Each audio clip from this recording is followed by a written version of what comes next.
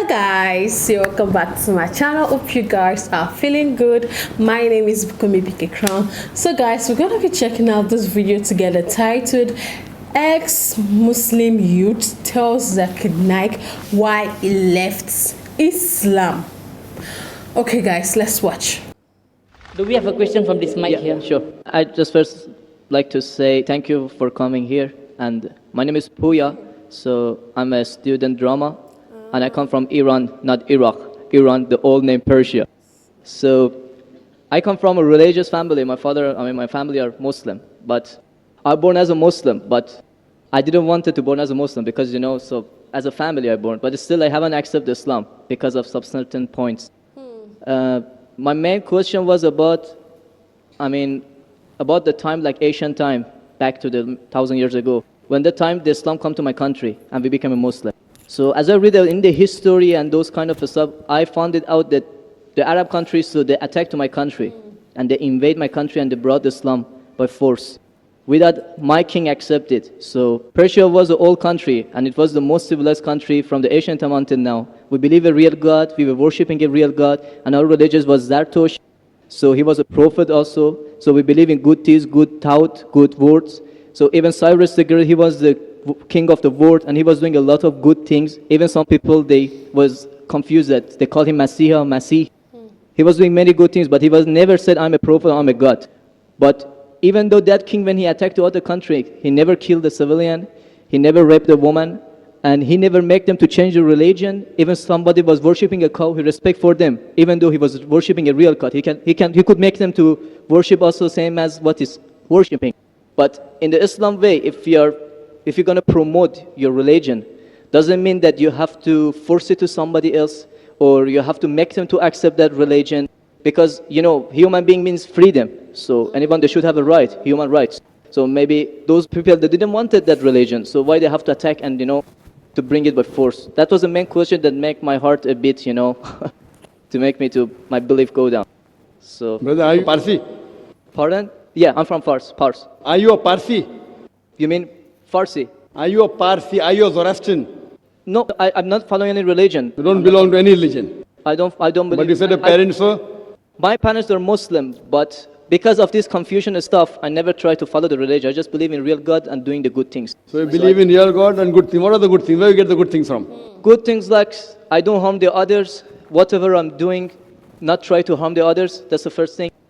As much as you can do the good things, even helping the others, and believe in the real God, not worshipping a stone or leaf or whatever. And I believe God is single. But I didn't. So you have your own philosophy. So you want to bring a new religion. I'm not gonna make any religion. I'm just following my brain because, as I know, God gave us a brain. So I didn't make my mind busy by following the books. When I was 10 years old, I was just thinking until now even. So I tried to. Brothers thinking. He's saying God as long as not a stone. Who told you stone is not a God? Anyway, I'll answer your basic question. Your basic question is that Muslims came to Persia and they conquered and they forced people to accept Islam, so no one should force and all. I agree with you. Point to be noted is that today the media promotes that Islam was fed by the sword. I am aware that there are certain black sheep in the Muslim community and there are certain Muslim rulers who did wrong things. But as a whole, Islam was never spread by the sword. Islam was never spread by the sword. It's spread by sword. Sword. Sword means force. Force. Yeah. Like you said, now Muslims came and conquered Persia, etc. You see everywhere it's happening. There are wars taking place. But in Islam, it's clearly mentioned in Surah Baqarah, chapter 2, verse number 256. La ikraha fid deen. There's no compulsion in religion. Truth stands out clear from error. What we see today, if we analyze, that we Muslims, we were the lord of the Arab lands for more than 1400 years. For the past 1400 years, the Muslims were the lord of the Arab lands. For a few years the Britishers came, for a few years the French came, but overall the Muslims were the rulers of the Arab land. Yet today, there are more than 9 million Christians who are Coptic Christians. That means they are Christians since generation. If the Muslims wanted, they could have forced each and every non-Muslim to accept Islam at the point of the sword in the Arab land. These more than 9 million Coptic Christians, they are giving Shahada. They are bearing witness that Islam was spread by the sword. We Muslims, we ruled India for more than 1,000 years. We ruled India for more than 1,000 years. If we wanted, we could have forced every non-Muslim Indian to accept Islam at the point of the sword. Today, more than 80% of the Indians are non-Muslims. These more than 80% non-Muslim Indians, they are giving Shahada. They are bearing witness that Islam was spread by the sword. Which Muslim army has come to Indonesia? Indonesia today has the largest number of Muslims in any country, more than 200 million Muslims. In Malaysia, more than 55% of the citizens of Malaysia are Muslim. I am asking you, which Muslim army came to Malaysia? Your country, which Muslim army came? Which Muslim army went to the east coast of Africa? It was the business, it was the traders. When they came here, people accepted this religion. It is the media hype which talks about Islam was spread by the sword. Yes, there were a few people. There were a few black sheep of the Muslim community. Brother, you asked the question, you're listening or you're raising the hand? Okay, sure. You asked the question, you gave the background, I listened to it, and now you want to raise your hand. I have not completed my answer. Okay, sure. Continue. If you ask the question, you should think. Because if you're thinking something, I'm a doctor. If you're thinking, that means you won't hear my answer. If I ask you to repeat, you won't be able to repeat 25%. So when you listen, you should give attention. I'm a doctor. I've done psychology also. So, this is the media hype. If you read Thomas Carlyle, historian, he writes in his book, Heroes and Hero Worship. He puts number one hero prophet as Prophet Muhammad Sallallahu Alaihi Wasallam. He's a Christian. He says, if every new idea originates in one man's head, it dwells alone in the full world. It will do little good if he takes up a sword and propagates it. You have to first get your sword. He's talking about sword of intellect. There was a survey done in the Plain Truth magazine, a survey in the increase of the major world religions in a span of 50 years. In a span of 50 years, from 1934 to 1984. In a span of 50 years, the increase in the major world religion. It came in Reader Digest, Almanac Yearbook, 1984. Number one maximum increase in religion, it's Islam, 235%. Christianity, only 47%. I am asking you, which war took place between 1934 and 1984, which forced the non-Muslim to accept Islam? Which war?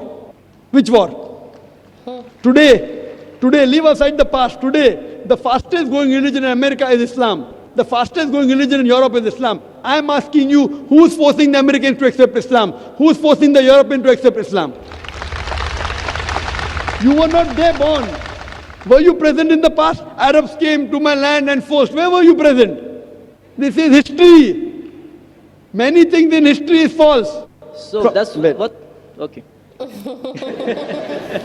He's not convinced enough. Let's see. A very famous historian, Dilese O'Leary, he writes in the book, Islam at the Crossroad, page number 8.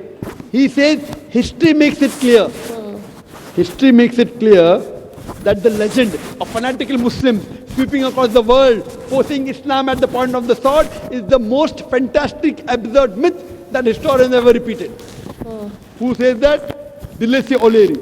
History makes it clear that the legend of fanatical Muslims forcing Islam at the point of the sword over conquered races is the most fantastic, absurd myth that historians ever repeated. This is just in the media today. Muslim terrorist, Muslim terrorist. I am asking you, did any Muslim attack you in this country? No, never. But the media says Muslims are terrorists. Yeah, media is just nonsense. Yes, same way your history is also nonsense. When media is nonsense, the history is also nonsense. Some is correct, some is wrong. That's the reason, if you hear the answer, I would like to end my answer with a quotation of Dr. Adam Pearson.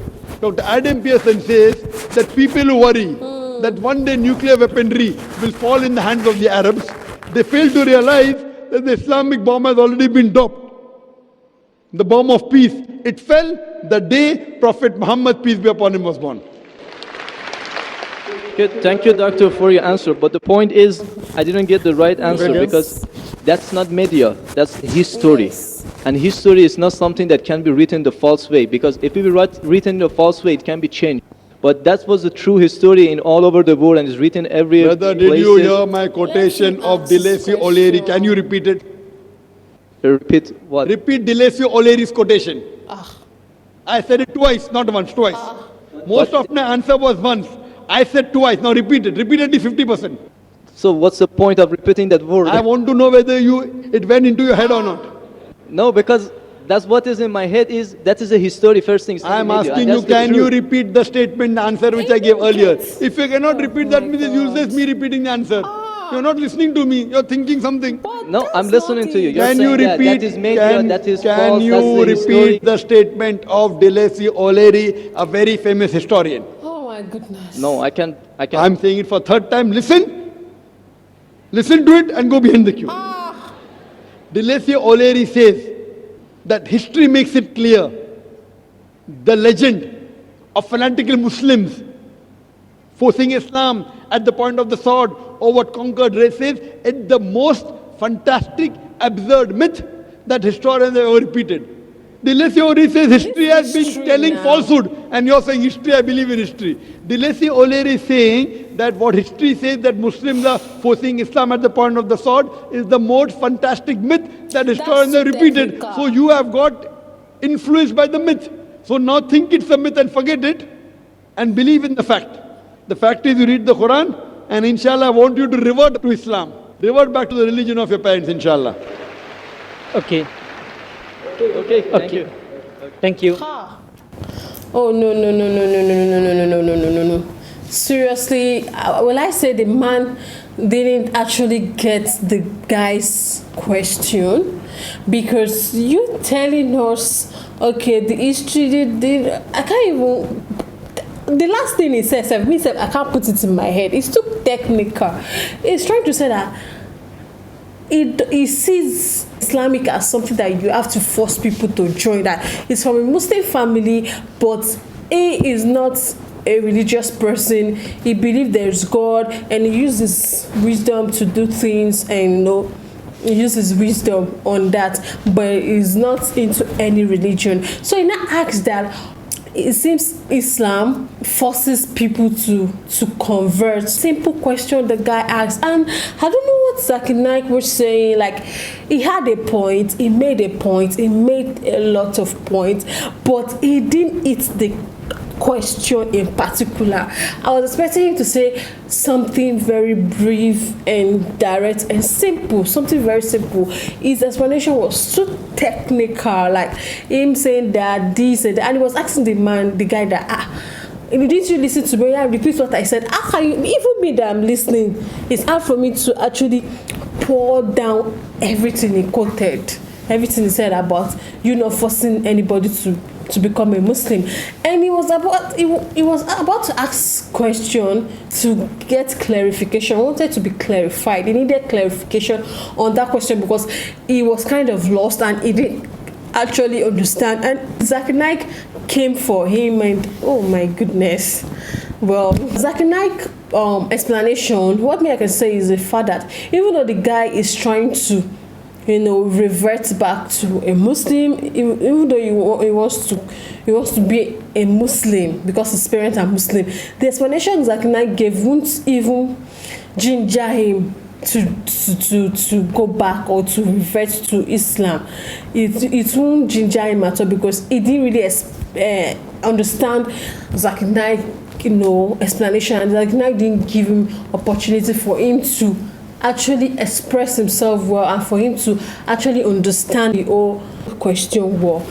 Well, thank you so much for watching, guys. Don't forget to smash that subscribe button for more. Like, share, and comment. I'll see you in the next one. Stay blessed. Bye.